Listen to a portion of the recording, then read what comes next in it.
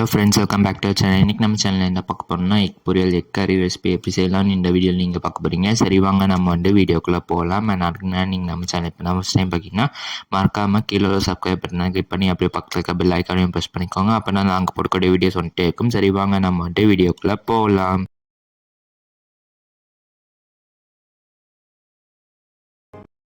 இப்போ நம்ம முட்டை பொரியல் செய்யறதுக்கு என்னலாம்னா வெங்காயம், பச்சை மிளகாய், முட்டை அவிச்சு உளிச்சு எடுத்துக்கோங்க. முதல்ல கேஸ் சீஞ்சிட்டு வச்சுக்கோங்க. அடுத்தது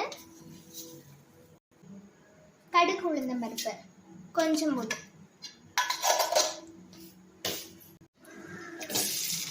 ஆனியன்ஸ் ஆட் பண்ணிக்கோங்க.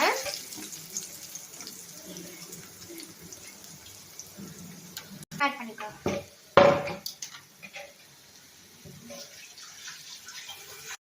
இது நல்லா வதக்கிக்கோங்க.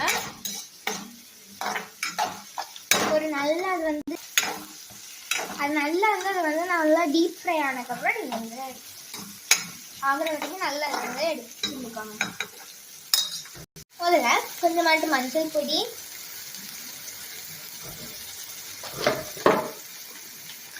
மிளகாய் பொடி,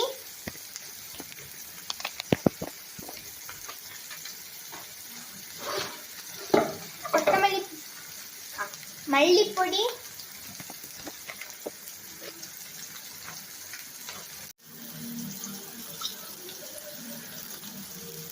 போதும்.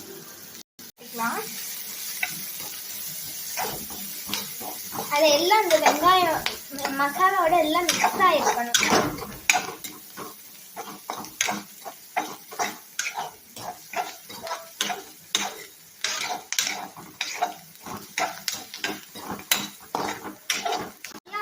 தேவையான அளவுக்கு கொஞ்சம் தண்ணி ஆட் பண்ணிக்கலாம்.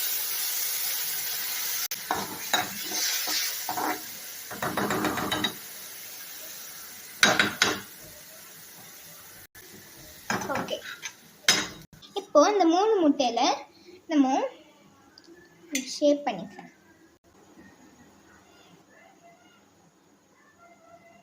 இந்த மாதிரி நம்ம வெட்டிக்கலாம்.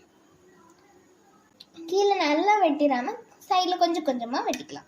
இதே மாதிரி எல்லாத்தையும் வெட்டிக்கலாம். நம்ம முட்டையை கொஞ்சம் கொஞ்சமாக ஆட் பண்ணிக்கலாம். ஆட் பண்ணிக்கலாம். இப்போ முட்டையை உடையாம நல்லா அதை மிக்ஸ் பண்ணி விட்டுக்கணும். அது நல்லா அதுக்கு ஒரு சைடு அப்படி இப்படி. இது முட்டை பொரியல் மாதிரி. இது கொஞ்சம் நேரம் அந்த தண்ணி வத்துற வரைக்கும் அது அப்படி இருக்கட்டும். நம்ம டிஸ்டர்ப் பண்ண வேண்டாம். தண்ணி வட்டுற வரைக்கும் கொஞ்சம் நேரம் அப்படி இருக்கட்டும். இடையில லைட்டாக அப்படி மாற்றி விட்டுக்கோங்க. ஏன்னா அது ரொம்ப உள்ள நல்லா சாஃப்டாக, வெளியில் நல்லா மசாலாவாக இருக்கும். கொஞ்சம் நல்லா இருக்கும். ஓகே,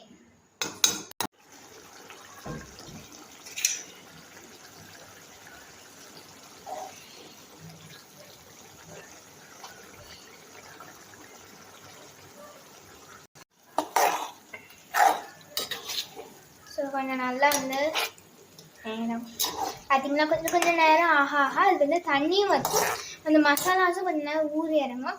கொஞ்சம் மிக்ஸ் பண்ணி விட்டுக்கோ. கொஞ்சம் அதை மாற்றி அந்த மாதிரி போட்டிருந்தீங்கன்னா அது உள்ளே அந்த சைடு மசாலா பிடிக்கும். ஓகே, ஓரளவுக்கு தண்ணியெல்லாம் வற்றி நல்லா இருக்குது பார்க்குறது. இந்த ஸ்டேஜில் நம்ம கொத்தமல்லி கருவேப்பிலாம் போட்டு இறக்கிக்கலாம்.